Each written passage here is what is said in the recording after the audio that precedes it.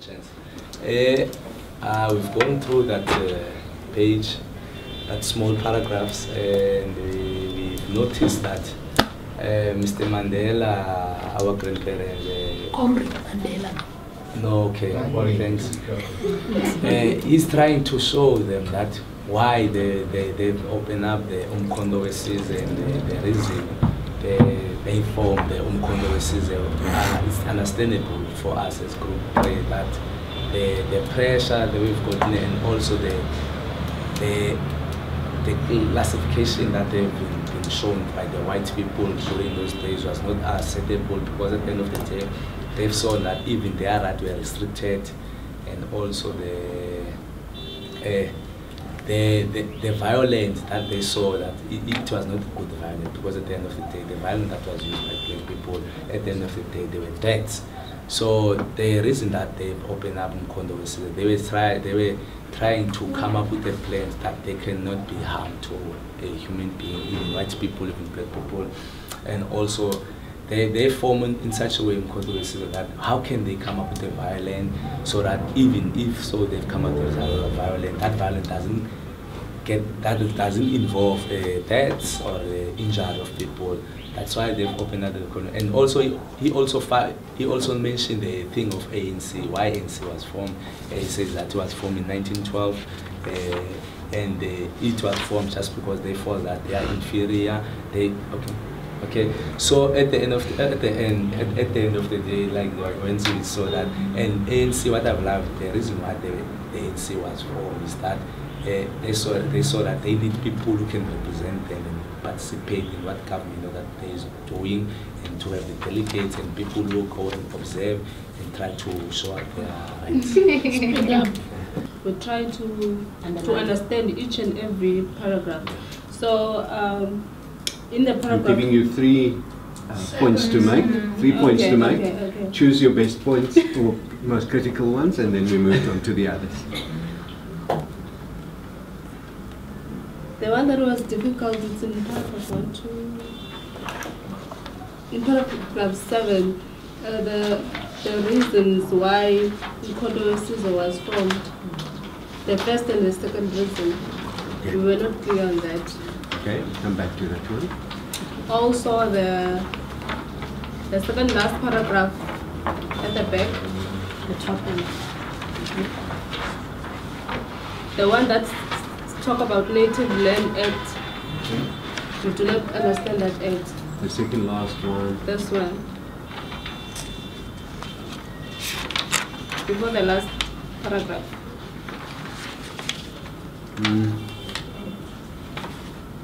Okay, when you open this second page on the second paragraph, line 3, consecutive words, I think it's 1, 2, 3, 4, 5, 6, 7, 8, 8. Number 8 words, consecutive words, horizontal. On paragraph 2. Hold on. Just on my copy, the second page, it starts with war. Yeah. Yes. Second paragraph. Second paragraph? Line number okay. 3. Second paragraph on that. Line number 3. Okay. For the Native Land Act. Okay. Yeah. Right. Next. Group 2. Okay. In group 2, when it comes to difficulties, we said that as a group that we didn't have face much challenges. That the reading was sort of like in simple English, but we also had an interest in the first reason why conversation was formed, because we felt that there's too much and that explanations, so along the way we got lost. Then we could understand the same reason, and also we were also interested in the Native Land Act, like whether like who was allowed to own land, who wasn't. Yeah, just curious. And the speech by Chief Lutuli, but where it says they almost had no rights left.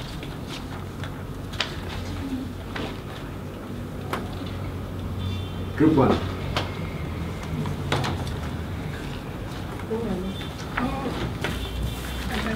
Okay, now what we find out is that when Comrade Mandela was on the first page, on the first paragraph, he was doing introduction, also trying to take out the contradiction in terms of, like, there was this false statement that says that they were influenced by the internationals. So most of the time he was doing the introduction and also giving a background of Umkhonto weSizwe and the ANC and how does they link. Yeah, and again, Tina, what we find difficult, it was this talk in 1962. 1961, yeah. 1961. What was it? And also, what also makes us difficult is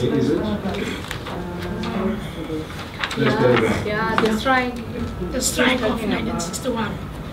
And again, it was the issue of a wedding. Because when sometimes you don't understand. Inciting. Yeah. That's it.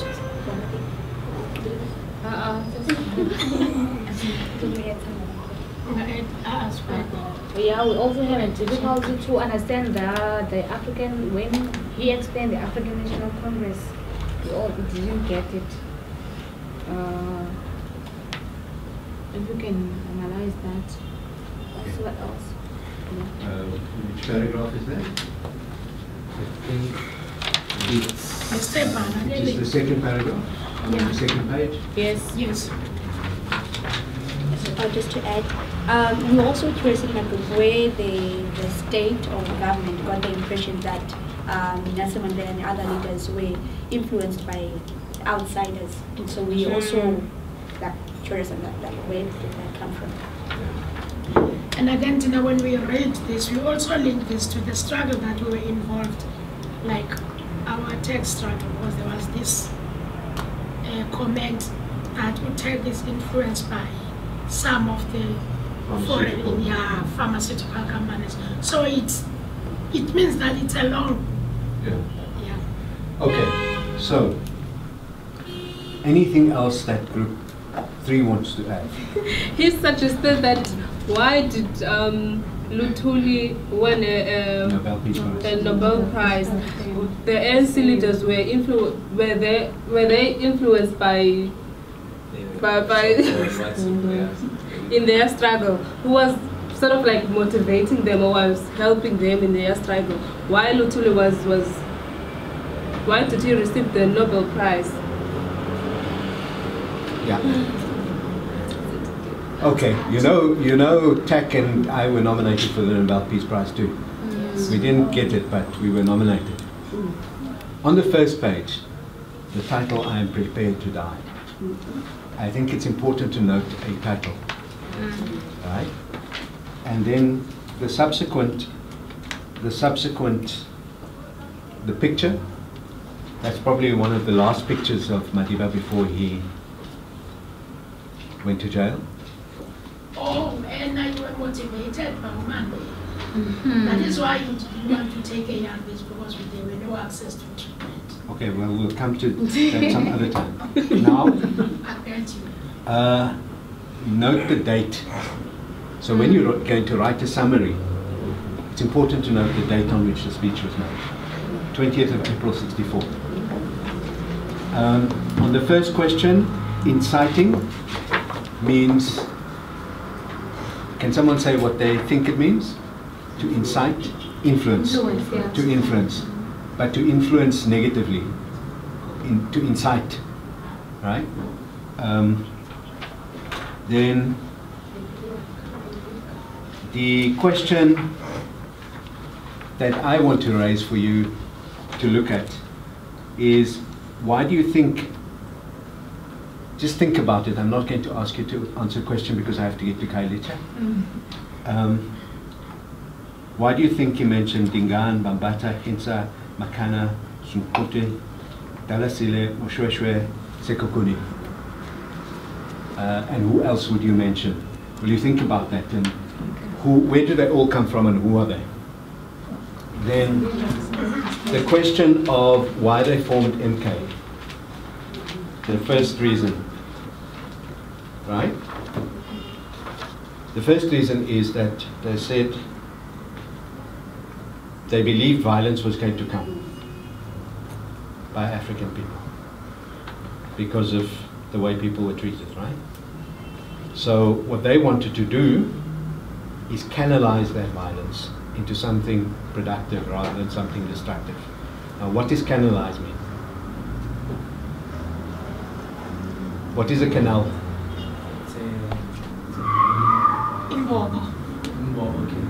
It's a tunnel. Where water goes through. Okay? So you can see, wanted to go people's feelings to go in a way that is disciplined. Because in a canal, the water runs together in one way. Okay, so in the, when we started the session, you mentioned what the community without a leader. Exactly, exactly. What's a community without a leader, right? So they didn't want there to be wild violence where people just kill each other, like with xenophobia or with vigilante killings or with Inkatha and ANC killing each other, that sort of violence where people just go killing. Then the second reason, where's the second? We felt that violence there would be no way to open it. Right? They felt that there wouldn't be a way in which that sort of violence could lead to victory by black people over white people. Right? What do they mean by that, do you think? If there was general violence, there wouldn't be victory. Just wild violence. Why do you think? I think it was because they were not armed. They were not armed. They were not led. They were not led. They didn't have a program, and they weren't armed. So the state could just come and shoot. They could just arrest. Right? They could kill. They could maim. They could torture, and so on. Sorry, sis? Oh, I wanted to add on that, that if they continue to respond to violence with violence, they would never get what they wanted. So Exactly. just the violence throughout. Exactly. Exactly. And so the violence was directed at installations and institutions of the state, not against people. Right? Because they would have had to conduct violence against Matanzima as well as violence against Forster. You see and it would just create further division and further violence. Then the question of the Land Act. Okay, just the ANC, the rights of people which have been seriously curtailed was particularly threatened by the Native Land Act. So the Land Act, as you will know, last year was the 100th anniversary of the Land Act, where black people were confined to Bantustans, and where only 13% of the land was given to 80% of the population. Right? And so in places like Sophia Town and so on, black people couldn't own land. District 6 and so on. On the farms in Natal, the big sugar estates, black people couldn't own land. They were just confined to what was known as Zulu land, small part of Natal. So does that make sense? So when that land rights were taken away in 1912, it affected not people by tribe, it affected all black people. And so the ANC was the first organization to unite all African people. You know, now there's Zuma's Zulu, and he's helping the Zulus. Mbeki was Xhosa, and he helped the Xhosas, that sort of nonsense. Whereas the ANC was never that tribalist. The ANC's position was anti-tribal, right? And it had chiefs like Lutuli and others in it, Sabata Dalinyebo and so on, but on the basis that they form a united a United Nation. Does that make sense? Sorry. With the minority of that 80% that owned land, with that 30%, I know whether women were also allowed to own land, or was it just men? Women were not allowed to own land. So, mostly were none of them. Yeah, and even white women. It's very rare that white women at that time were regarded as minors, much like in customary law, that the man inherits, the man owns. Right? It only changed later, the Majority Act and stuff like that. We're very good to do women in law, both customary law and South African law. So you've given me now a good idea for a good course that we can do. So we'll do it together. Yeah. Oh, what confused me about this native land act was the native yards in Gugulethu. Yeah. Native yards. How do they relate to this act? Okay. They don't relate to Black that. people were referred to as natives. That was regarded as a bad term, but it is actually quite a good term. But because it means people who were original inhabitants.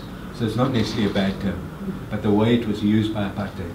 So native yard in Gugulethu would be where natives are kept. Black Okay. people. Black people are kept. Does it make sense? Right, and then Lutuli.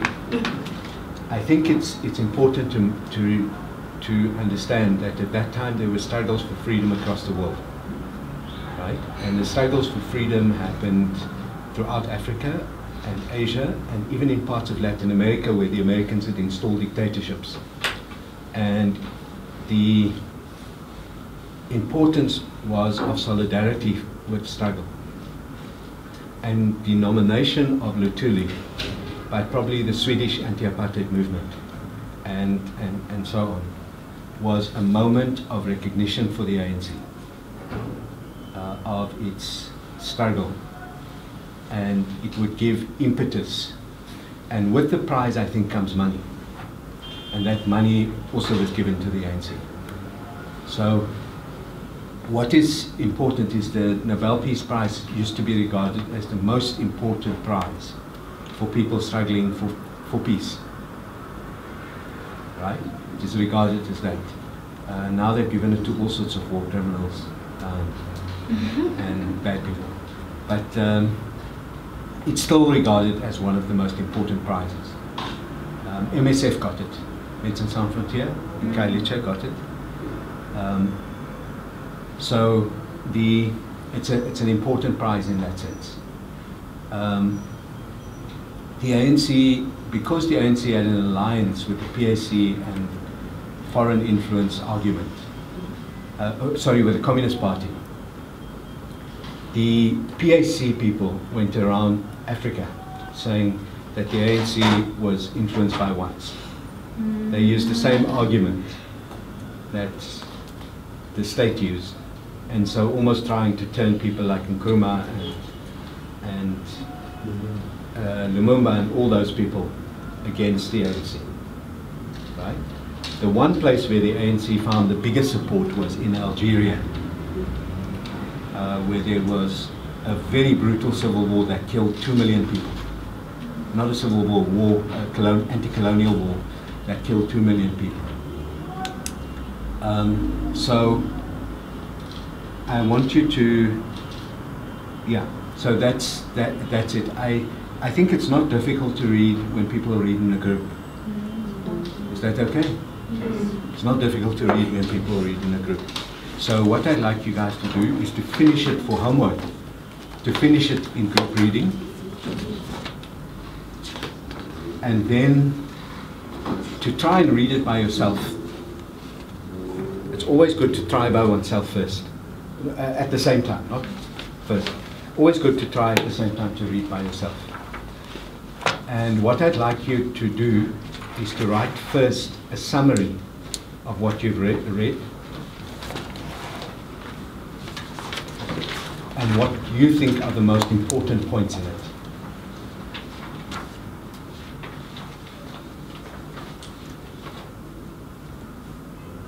then to say what you think was left out.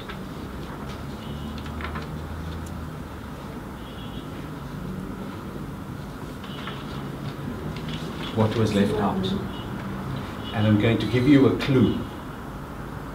1913. 13. Right? What was left out of the whole speech? And I'll give you another clue, 1946. 1913. And 1946. Right?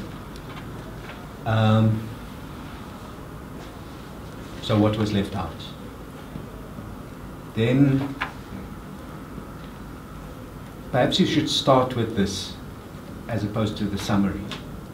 What you feel as a black person. What you feel as a black person. And secondly, as a South African, or as a citizen of anywhere in the world. As a human being, what you feel as a human being reading that speech. And then your disagreements, if you have any.